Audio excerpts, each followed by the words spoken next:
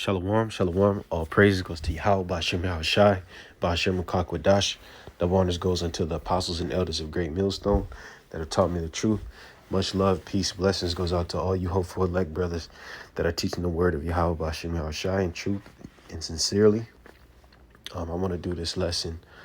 I'm not sure what the title I'm going to give it as of yet, but it's basically surmising going into this recent hurricane that hit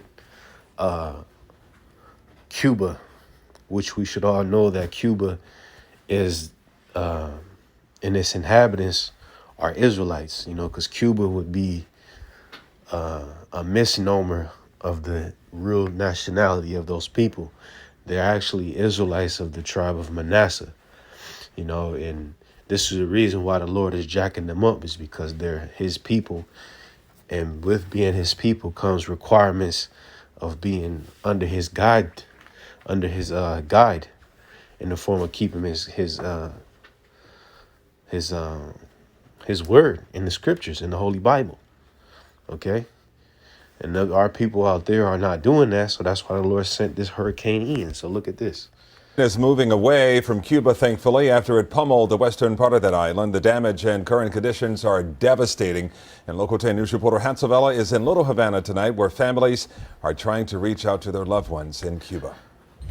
A woman we talked to says she hasn't been able to talk to her father since 7 a.m. this morning. I can tell you the biggest issue with Cuba right now, obviously already having a fragile infrastructure. It is a deep economic crisis they're also facing, and now they're dealing with this major mess.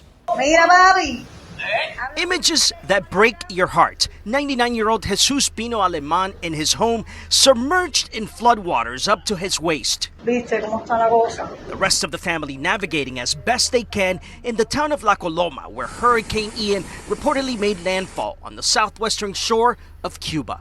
Here in Florida, that man's daughter tells me residents in that tiny town thought they would die and lose everything. In these pictures, you could see the flooded buildings. Seeing my father in those conditions, she says, has been one of the toughest moments I have lived. The videos quickly coming out of the island create deep concern here locally, especially for those who still have relatives down there. Pinar del Rio, the westernmost province in Cuba, is ground zero for the damage. It's where Cuba makes its world-renowned tobacco. Many of those farms are now likely damaged. The toughest time in the history of her little town, she says. Tonight, we're getting new images of Cuba's president touring the affected areas, but I can also tell you that... Okay, so there you have it, man. The island, the western portion at least, being completely jacked up. And not to mention all the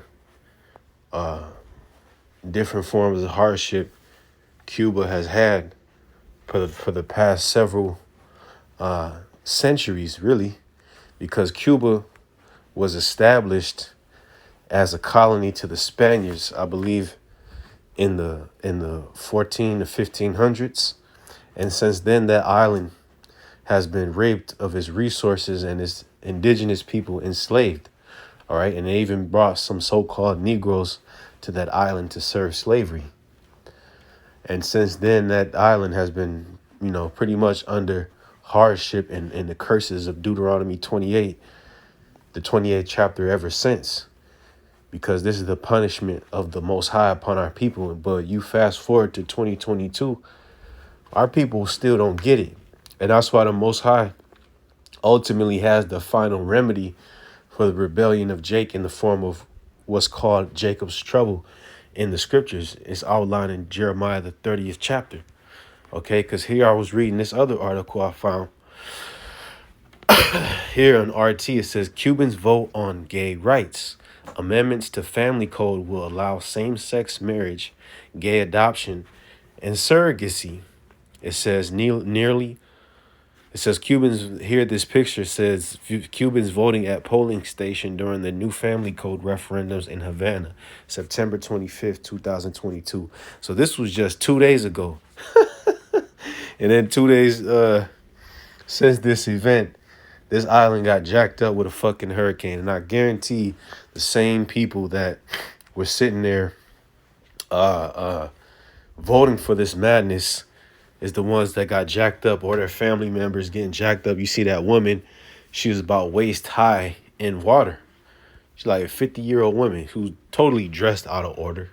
You see what I'm saying? You Cubans, see, it seemed to be, so-called Northern Kingdom gets to, sometimes gets a decent rap when it comes to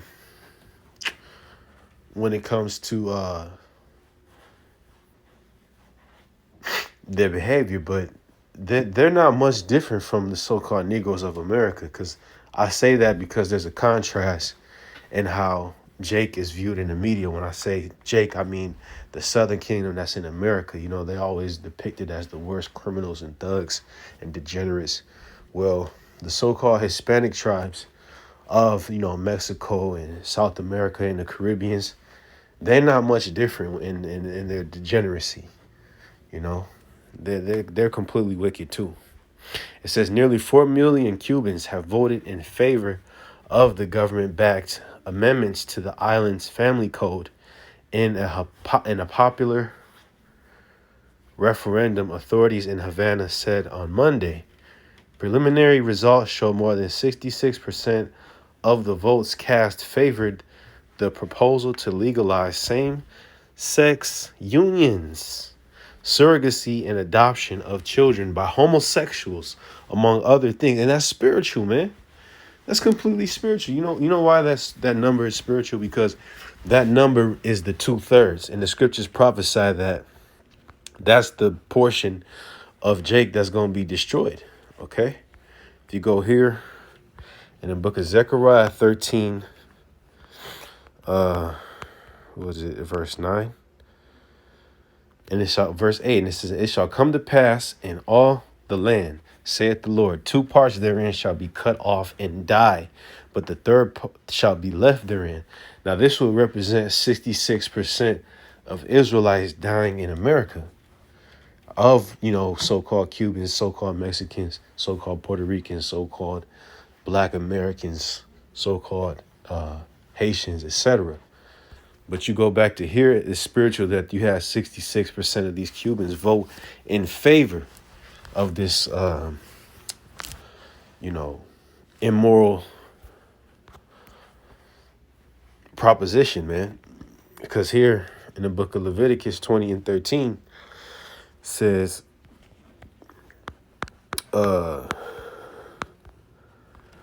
if a man also lie with mankind, this is a law of the Most High. This is the one of the ordinances which was given from Moses, were actually given to Moses from the Most High to give to our people so that we can keep these things throughout our nation. All right, it's a part of our codes, our laws. It says, as he lieth with a woman, both of them have committed an abomination.